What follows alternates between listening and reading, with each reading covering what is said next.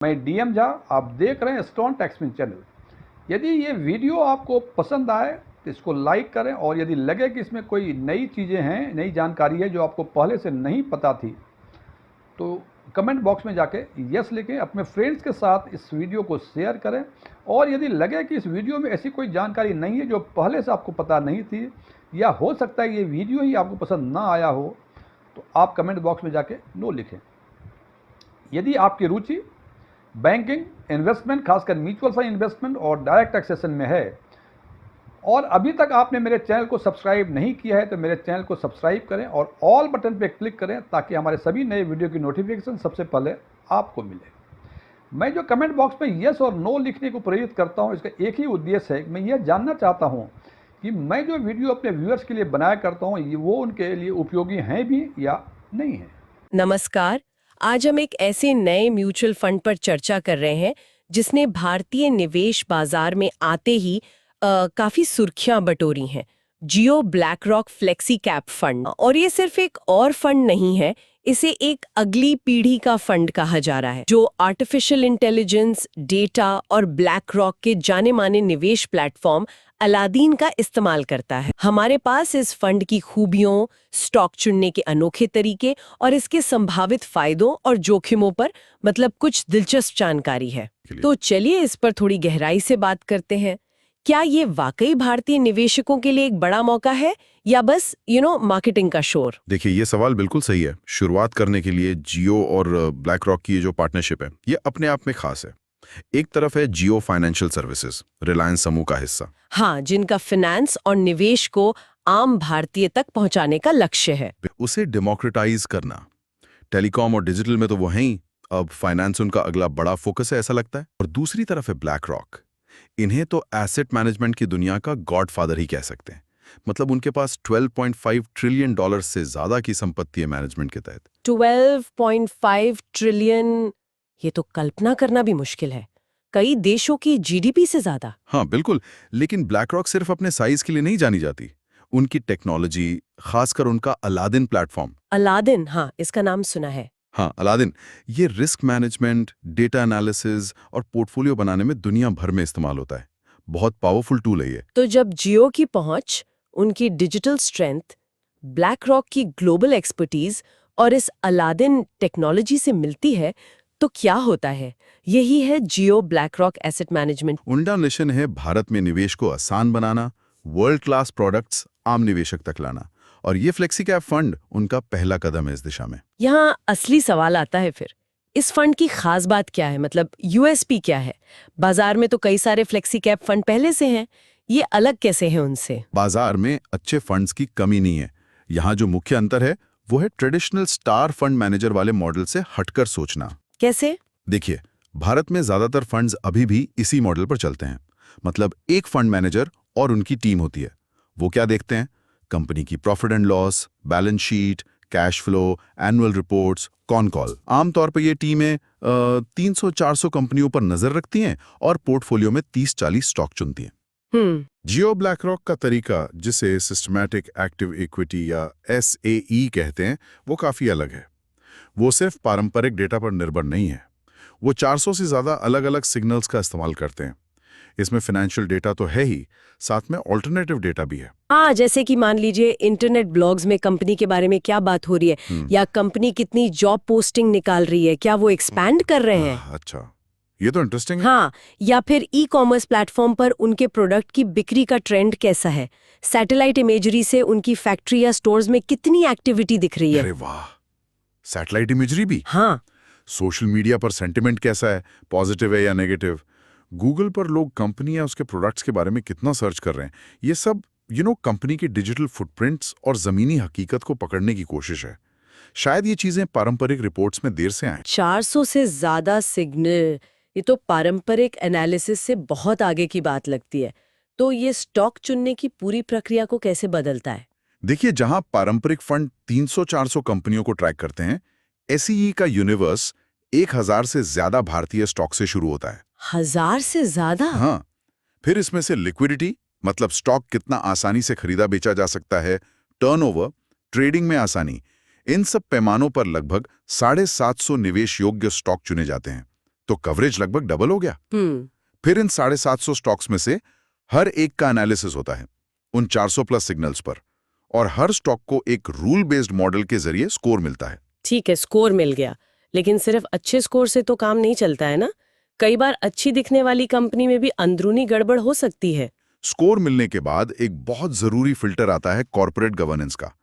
सिर्फ high score काफी नहीं है, हर स्टॉक को इस कसौटी पर परखा जाता है। मतलब कंपनी का मैनेजमेंट कैसा है, वो कितने ट्रांसपेरेंट है। हाँ बिल्कुल, जिन कंपनियों के कामकाज में थोड़ी संदिग्धता लगे, जो जरूरी जानकारी ठीक से ना दें, या जिनकी गवर्नेंस में कोई रेड फ्लैग मतलब कोई खतरे का निशान दिखे, उन्हें लिस्ट से हटा जाता है। ये तो बहुत जरूरी है। हाँ, इससे पोर्टफोलियो साफ सुथरा रहता है और निवेशकों के हित सुरक्षित रहते हैं। और इसके बाद आता है अलादीन का रोल, वो ब्लैक रॉक का मशहूर प्लेटफॉर्म। हाँ बिल्कुल, जो स्टॉक्स गवर्नेंस फिल्टर से पास होते हैं वो फिर ब्लैक रॉक के अलादीन प्लेटफॉर्म से गुजरते हैं।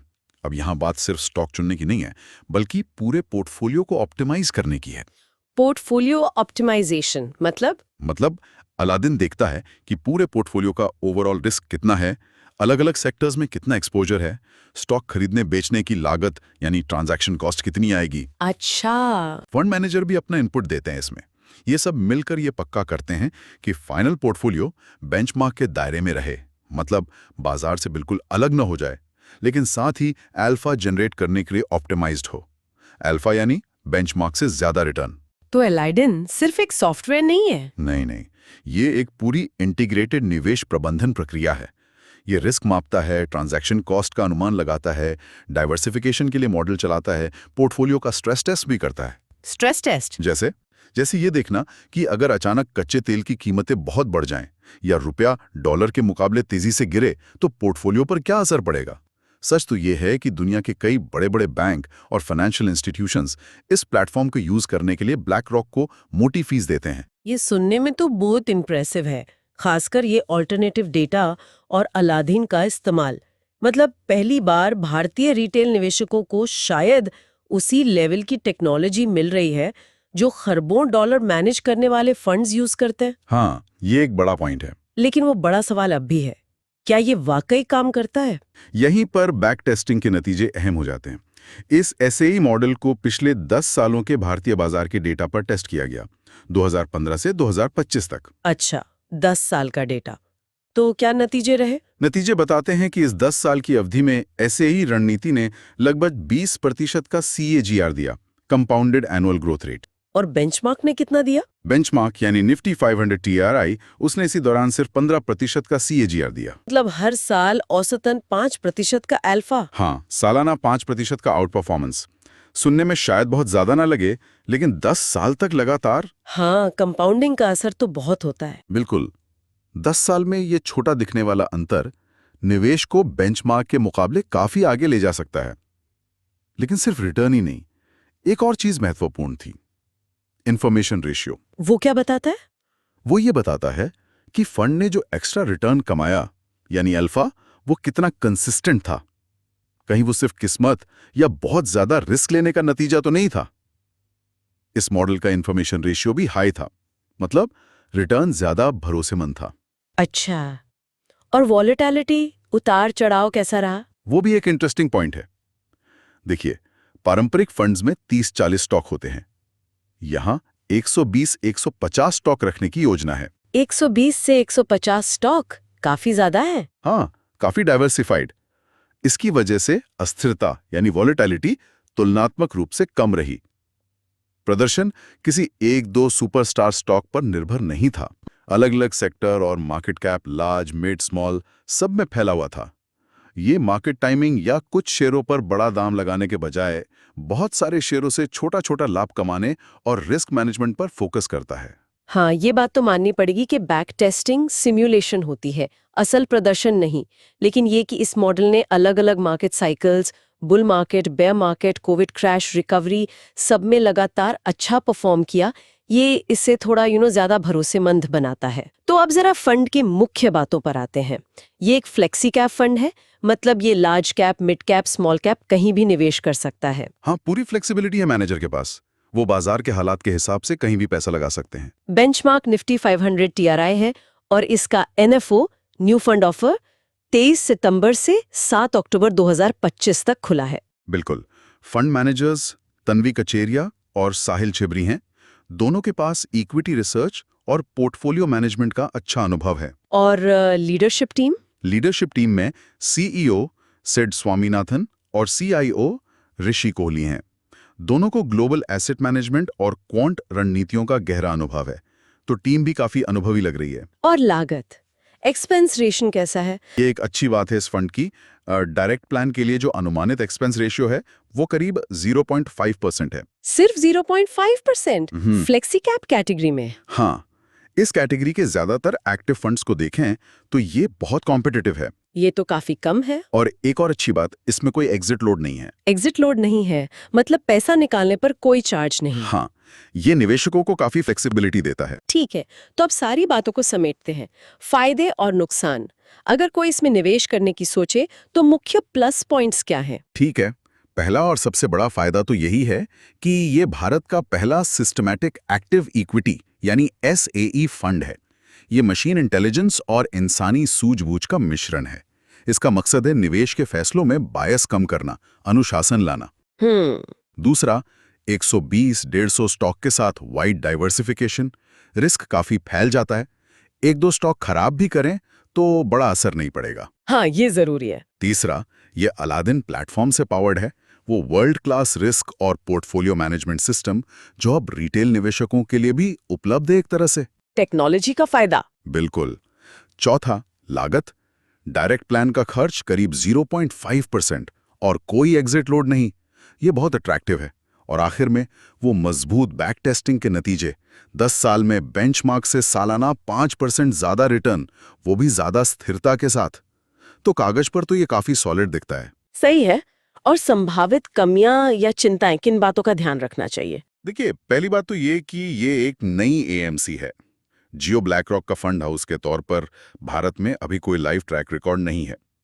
बैक टेस्टिंग अच्छी है, ब्लैक रॉक की ग्लोबल रेप्यूटेशन है, लेकिन असल प्रदर्शन तो समय बताएगा। हाँ, ये पॉइंट तो है। दूसरा, 120-150 स्टॉक, क्या इससे ओवर डाइवर्सिफिकेशन का खतरा है?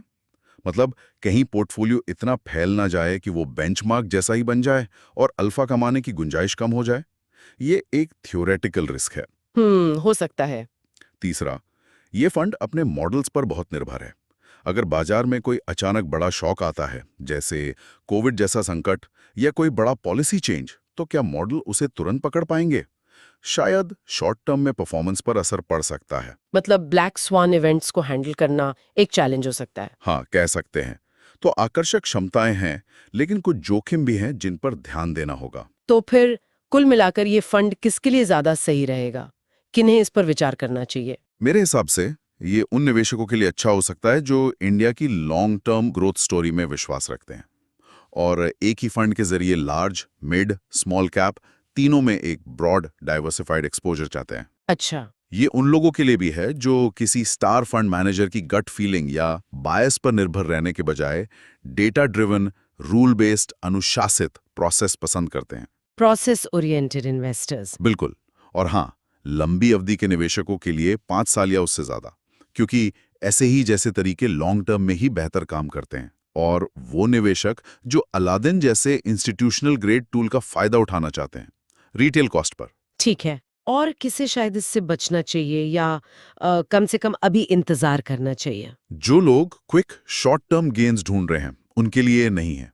ये कोई गेट रिच क्विक स्कीम नहीं है। ना ही ये उन लोगों के लिए है जो बहुत फोकस्ड हाई कन्विक्शन बेट्स लेना पसंद करते हैं, क्योंकि ये 120-150 स्टॉक में फैला है।